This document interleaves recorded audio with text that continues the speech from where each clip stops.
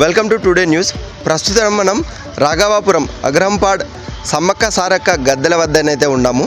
జాతర ప్రారంభం కావడానికి మరికొద్ది రోజులే ఉంది. అయినప్పటికీ భక్తుల యొక్క ఇప్పటికే రావడము, భక్తులు మొక్కులు చెల్లించుకోవడం ఇవన్నీ జరుగుతూ ఉన్నాయి. మనతో పాటు వంశపారంపర్యంగా ఇక్కడ పూజాది కార్యక్రమాలు నిర్వహించే అయ్యగారులు అయితే మనతో పాటు ఉన్నారు. వారిని అడిగి ఇక్కడ పూజకు సంబంధించిన విశేషాలు, వివరాలు వారిని అడిగి తెలుసుకుందాం. సార్ నమస్తే అండి. నమస్తే అయ్యగారు, మీ పేరండి? నా పేరు వెంకన్న, గోనెల వెంకన్న. సమ్మక్క సారక్క జాతర ప్రారంభం అనేది గద్దెల దగ్గరికి కుంకుమర్ని తీసుకురావడంతో మేడారంలో మొదలవుతుంది కదా. మరి ఇక్కడ ఎలాంటి ఆచార వ్యవహారాలు, సాంప్రదాయాలు కొనసాగిస్తున్నారు? ఇక్కడ కూడా సేమ్.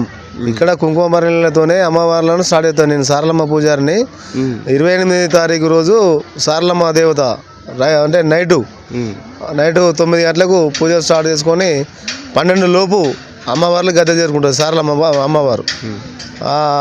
అదే 28వ రోజున ఉదయం పొద్దున 11 గంటలకి పసుపు కుంకాలు ఊళ్ళపల్లి సాంబశివరావు అని పూజారి వాళ్ళ ఇంటి దగ్గర నుంచి వెళ్ళి పసుపు కుంకాలు తీసుకొచ్చి అమ్మవార్లకు అలంకరిస్తాం.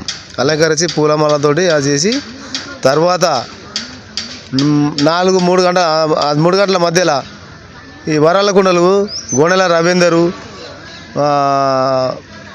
మన బొత్తలపల్లి నుంచి వెళ్ళి గౌడ్స్ ఇంటి కాంచి వెళ్ళి గట్టకుండా తీసుకొచ్చి మన గోనెల సారంగప్పని సమ్మక్క పూజారి ఇంట్లో పెట్టి మన గోనెల రవీందరు ఇంట్లోకి వెళ్ళి వరాల కుండలు, గటపకుండా, కోడెలు అన్నీ తీసుకొని సాయంత్రం 7 గంటలు 7:30 మధ్యలో అమ్మవార్ల గదిలో చేస్తాం. తీర్చినాక అదే 20వ రోజు ఆ తర్వాత సారలమ్మ ఇంతకుముందు చెప్పిందే. మీకు తెలిసి చరిత్రపరంగా ఇక్కడ అమ్మవార్లని పూజించడం ఎన్ని సంవత్సరాల నుంచి, ఎప్పటి నుంచి మొదలైంది? ఇక్కడ మా తాతల నుంచి వెళ్ళి మా తండ్రుల నుంచి వెళ్ళి ఇప్పటికీ మేము 55 సంవత్సరాలు ఉంటాము. ఇప్పుడు 3వ తంతే నడుస్తున్నది.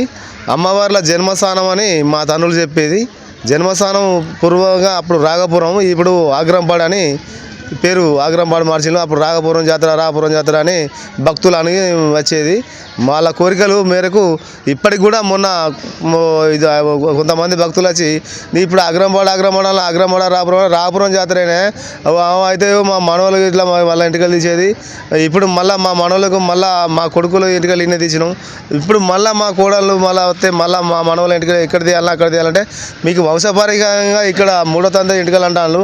మళ్ళీ అదే ప్రకారంగా మీ మనవల ఇంటికలు కూడా ఇక్కడ తీయాలి అని నేను చెప్పడం జరిగింది. సాధారణంగా వచ్చినటువంటి భక్తులు ఇక్కడ ఎలాంటి పూజాది కార్యక్రమాలు నిర్వహిస్తూ ఉంటారు? అమ్మవార్లకు ఎక్కువ పసుపు కుంకుమ ఇస్తాము. అయితే పాపనో బాబో పుడితేనో వాళ్ళ కోరికల మేరకు బాబో పుట్టినాక మళ్ళీ ఈ తలనీళ్ళతోటి ఎత్తు బంగారం అని, ఎత్తు తూకం మన పైసలని, చిల్లర పైసలని ఇట్లా తూకం చేసుకొని ఈ అమ్మవార్ల గద్దెలకు చేర్చుకొని వాళ్ళ తలనీళ్ళతో పాటుగా ఎత్తు బంగారం అంటే బెల్లము, ఎత్తు పైసలనే డబ్బులు ఇవన్నీ పట్టుకొని వాళ్ళు వచ్చి వాళ్ళ యొక్క కోరిక తీర్చుకుంటారు. అమ్మవారు వాళ్ళ కోరిక తీర్చింది కాబట్టి మళ్ళీ అమ్మవారి కోరిక వాళ్ళు తీర్చిపోతారు. భక్తులు ఏ ప్రాంతాల నుంచి ఇక్కడ దర్శించుకోవడానికి వస్తూ ఉంటారు? ఇక్కడ ఈ హైదరాబాద్ నుంచి వెళ్ళి కానీ ఇక్కడ చాలా అవుట్ ఆఫ్ ఏరియాల నుంచి వెళ్ళి కూడా వస్తున్నారు. ఎందుకంటే ఉండిలా మేము గత చూడబట్టి 30 సంవత్సరాలుగా చూస్తాను. డాలర్లు పడుతున్నాయి, $1 అవి ఆ డాలర్లు పడుతున్నాయి కాబట్టి ఆస్ట్రేలియా, అమెరికా అవి మొత్తం ఈ డాలర్లు చూడబట్టి అవుట్ ఆఫ్ కూడా మా కాడికి బాగానే వస్తున్నారు భక్తులు. ఈ జాతర అమ్మవారి ప్రతిష్టతోని భక్తులు ఎక్కడెక్కడి నుంచో వస్తారు. వారే పవిత్రంగా భావిస్తుంటే దానికి ప్రత్యక్షంగా పూజలో పాల్గొన్నటువంటి పూజారులు కానీ, వారి కుటుంబ సభ్యులు కానీ ఎలాంటి పవిత్రతను పాటిస్తూ ఉంటారు, వాళ్ళ కుటుంబంలో కానీ వారు ఏ విధమైనటువంటి అంటే జీవన విధానం ఉంటుందో వారిని అడిగి తెలుసుకుందాం. మా యొక్క కుటుంబాలలో ఎవరో దేవతను వాళ్ళ కుటుంబాల సభ్యులు కూర్చొని స్నానాలు చేసి పూజ ఇల్లు ఇట్లా అలంకరణ చేసుకొని మంచిగా శుద్ధి ఉండి అమ్మవారిని కోరుకొని అమ్మ తల్లి వచ్చే భక్తులను మంచిగా కాపాడి మంచిగా వాళ్ళ కోరికలను నెరవేర్చి మళ్ళీ సకాలంగా వాళ్ళ ఇంటికి పెట్టేటట్టు చూడు తల్లి, ఎలాంటి హానికరాలు కలగకూడదని మేము ఈ వారం రోజులు 15 రోజుల నుంచి పూజ చేసుకుంటూనే ఉంటాం. మా కుటుంబ సభ్యులు సమ్మక్క కానీ సారలమ్మ కానీ ప్రతి పూజారి ఇంట్లో దీపం పెట్టి నైవేద్యం పెట్టి పూజ చేసుకుంటూనే ఉండి మళ్ళీ ఈ గద్దెల కాడికి వచ్చి మళ్ళీ భక్తులు అడిగేదానికి వాళ్ళకు ఇలాంటి అని చెప్పడానికి వాళ్ళకు కోరికలు ఇట్లా అని చెప్పి మాట్లాడి వాళ్ళ యొక్క సన్మానం చెప్పి సాగదోలుతామండి.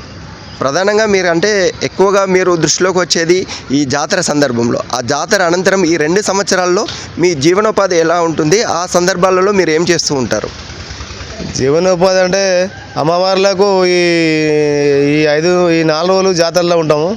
మళ్ళీ తర్వాత కూడా వారానికి 2 సార్లు వస్తాము అమ్మవారి గద్దెల వారికి.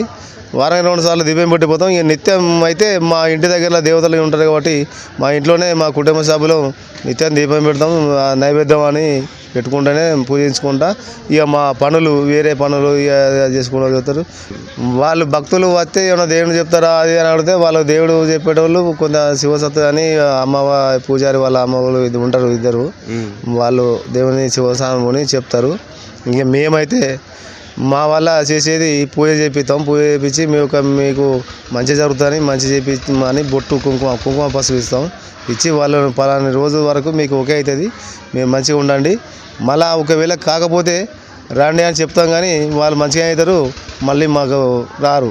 మళ్ళీ జాతర అప్పుడే పడతారు, మాకు అయ్యగారు మంచిగా అయింది, మేము ఓకే మీరు ఇచ్చింది మీ పూజ అని చెప్పి వాళ్ళు సంతోషపడతారు. భక్తులు వాళ్ళ జీవితంలో అమ్మవారిని నమ్ముకుంటే ఎన్నో మహిమలు జరిగాయి, అనుకోని కార్యక్రమాలు జరిగాయి, మేము అనుకున్నట్టు నెరవేరినాయి అనుకుంటారు కదా. అమ్మవారు అనుగ్రహించినటువంటి సందర్భాలు ఏవైనా భక్తులు మీతో పంచుకున్న సందర్భాలు ఉన్నాయా? భక్తుల కోరిక మేరకు మేము చేసే విధానాన్ని బట్టి వాళ్ళ యొక్క కోరికలు తీరుతాయి. వాళ్ళ కోరికలు మళ్ళీ జాతర వరకు వచ్చి తీర్చుకోండి మేము చెప్పడం జరుగుతుంది. వాళ్ళు కంపల్సరీగా ఈ పెద్ద జాతర అప్పుడు వచ్చి వాళ్ళ యొక్క కోరికలు తీర్చుకొని వెళ్తారు. ఎడ్ల బండి నుంచి బెంజ్ కారు వరకు ప్రజల యొక్క జీవన ప్రమాణం ఎంత ఉన్నప్పటికీ కూడా వారు పుట్టి పెరిగి నమ్మిన విశ్వాసం సమ్మక్క సారలమ్మ.